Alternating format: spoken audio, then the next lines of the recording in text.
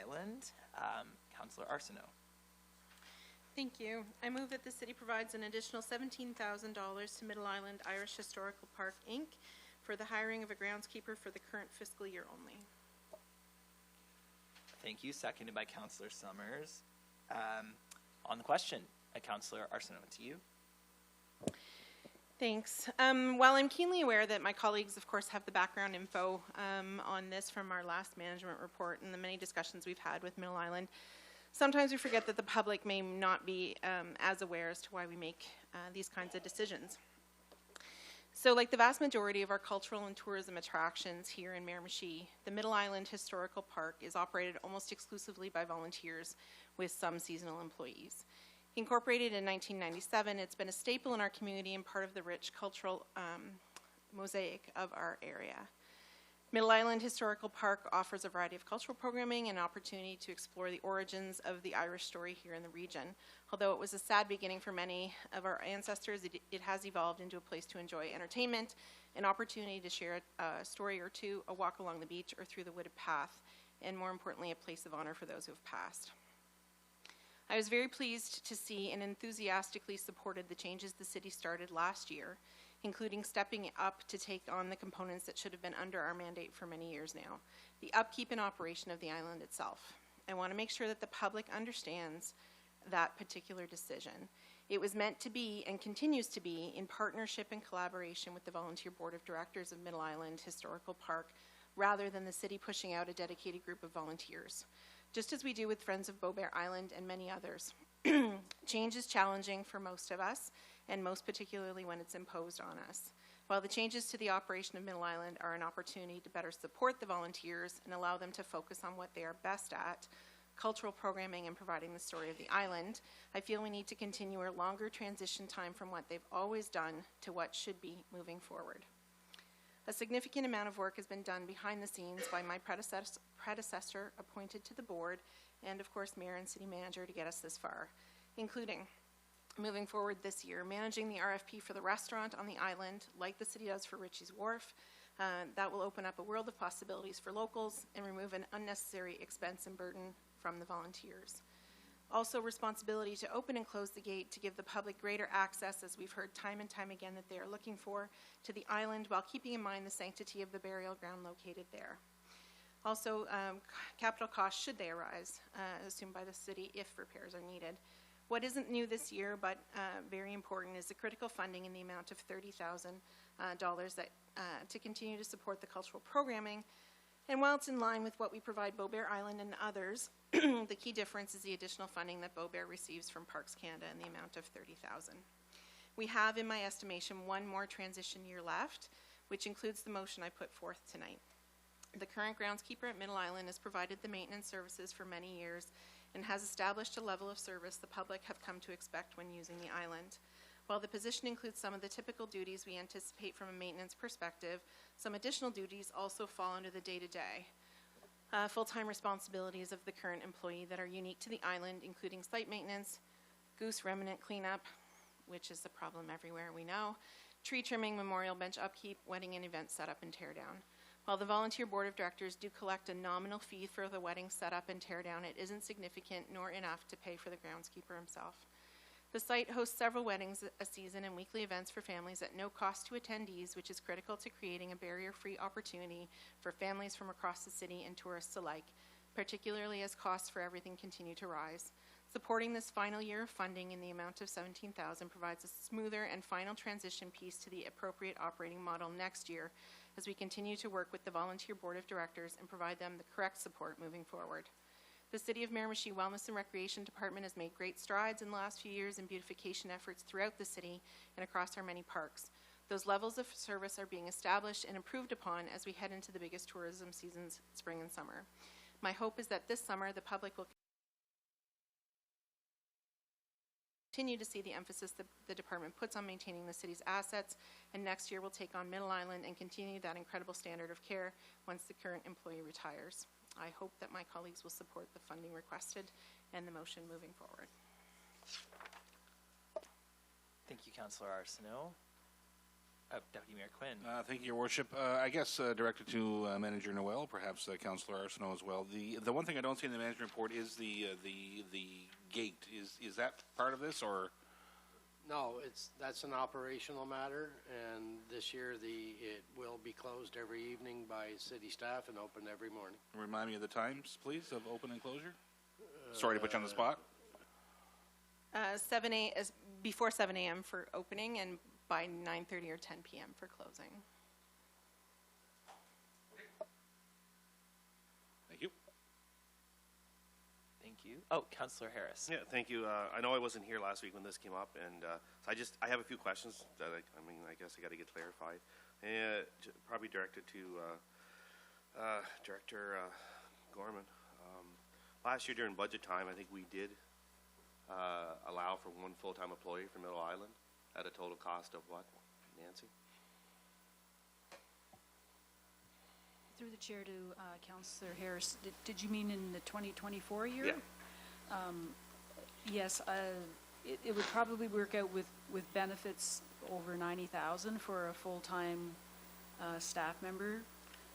The staff member is supposed to be maintaining the Middle Island half-time, and then the other part of the year they were going to be maintaining the skating oval.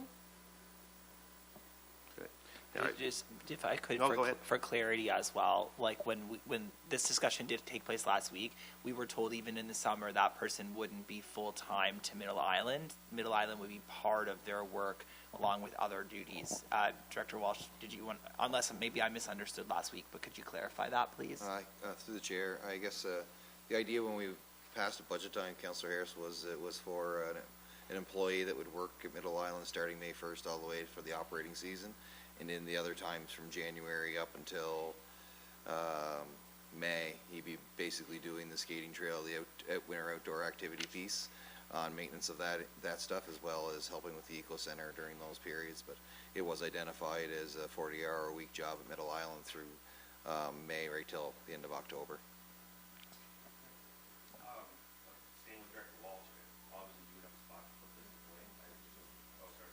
Obviously, you'd have a spot to put this employee, I guess, if this changes this evening? Or are you planning to lay this employee off, or what's the plan for the city here? Through the chair to Councillor Harris, if this was to change, we would have an individual that was identified for those spaces that we could use in other areas. Okay, maybe to Manager Mike on this one, so we put a person in there full-time from the 1st of May to the end of the season. I presume this person was in the union? Part-time, I'm not sure if part-time or union members, or full-time, sorry, if they, yeah, okay. So they is this a would be- union position that we're gonna, as council, gonna hear back that we're trying to put someone in there to do a union job? No. We're not, 100%? Well, I don't know if you're going to hear back from them. Our position is that, number one, they haven't done the work, so they can't be argued to be assumed as union work, because we haven't had a full-time Okay. person there. But obviously, we went to the union to hire second this is- person. The second is where we move people around. The unions have no say. Okay. In That's what I just want to saying- make sure yeah. for taxpayers and everything where we're looking here. Our intention to use them in a place doesn't mean that they can expect to work at that location and that location only when they're hired. So if we said we're going to use you primarily for Middle Island, they can be told to go somewhere and work tomorrow. They don't say Middle Island's my job and I go there every day, all day. That's true. That's because we replace that person with another person in the union to do that job. We don't hire from outside to come in and do that job that a union member was doing. No, Is that no. correct, or what are I you trying to guess, say? no, we're not, but what I'm pointing out is where they work is not, we don't hire them to work at a location. I know that.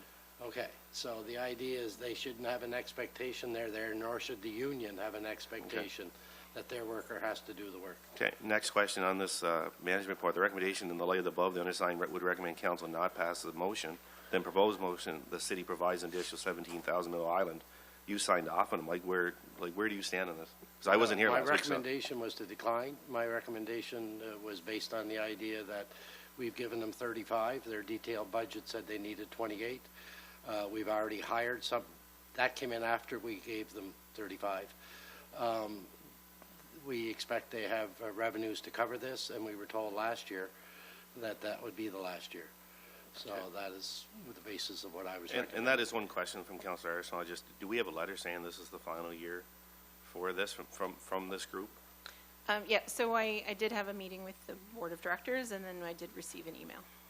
Have it in writing that it is the final year, we won't hear? Okay. Correct. Okay, it's a big ask after, you know, we went through budget time, you know, numbers are crunched and everything, and it's a big ask for things, so I'll have to dwell on this for a few minutes, I guess. Thank you, Councillor Harris. I'll speak from the chair as well. I do struggle with this motion, as I mentioned last week as well, because, you know, as Councillor Arsenault really did do a great job of laying out this multi-year transition process that we've been undertaking, and from my perspective, you know, we're actually course correcting the relationship to what it always should have been. They are a cultural group, and the purpose of our transition was to allow them to focus on cultural programming, especially with an aging volunteer base, and for them in no way to be responsible financially or physically for maintaining city-owned property, which is effectively what they've been doing. I would say they shouldn't have been, through no fault of their own, and this is effectively a proposal to continue to do that. And I, you know, having been part of the negotiations or discussions with the Middle Island Group over the last 2 years, myself personally, I do feel that it was laid out for them in the fall, and that they agreed to it, to transition to a maintenance worker from the person they had been using.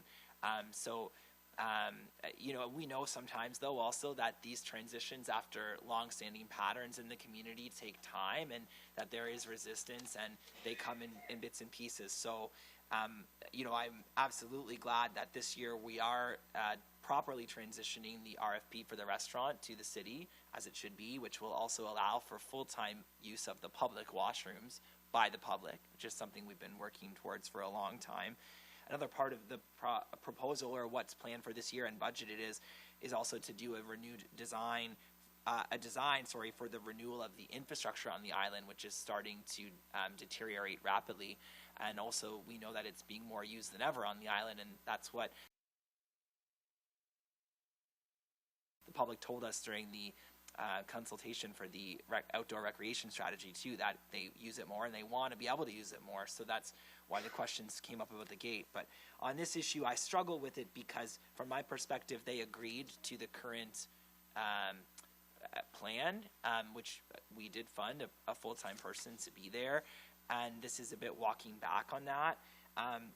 You know, I would probably support a motion that would maybe meet in the middle somewhere, where we could top them up, but they would have to use some of the already allocated funds.